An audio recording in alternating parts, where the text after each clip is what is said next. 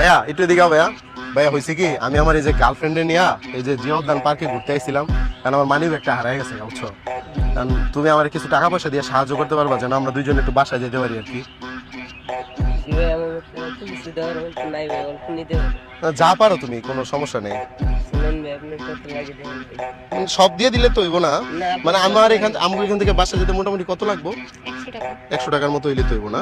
100 টাকার মতো হইলে হইব। 100 টাকা দিলা? এর কি মন থেকে দিছো ভাই? কোনো দাবি টাবি আছে নাকি? দাবি নেই? 100 তো দিয়ে দিছে, তাহলে যাই আমরা বাসা নাকি? তুমি যাওগা, যদি অন্য সময় দেখা হয় দিয়ে দিব নি। হ্যাঁ তো যাওগা, মনে থেকে দিছো তো?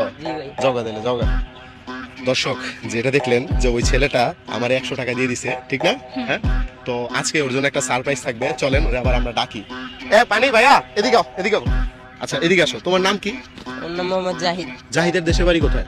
বলা। বরিশাল ভোলা? বলো তো আমার এই যে 100 টাকা যে আমারে দিলা, কেন দিছো? আপনার কাছে গাড়ি ভাড়ার টাকা নেই, আপনার মানি ব্যাগ হারিয়ে গেছে। আচ্ছা এই কারণে দিছো? জি।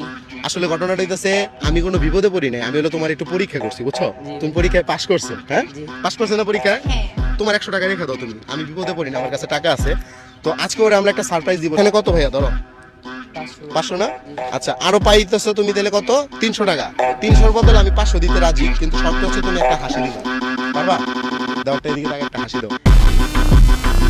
দর্শক আপনারা একটু কমেন্টে জানাবেন জাহিদের হাসিটা কেমন হয়েছে, সুন্দর হয়েছে কিনা, ঠিক আছে? তুমি আমারে দিছিলা কয় টাকা? 100 টাকা। তুমি কি জানতা যে 100 টাকা দিলে 1000 টাকা পাওয়া যাবে?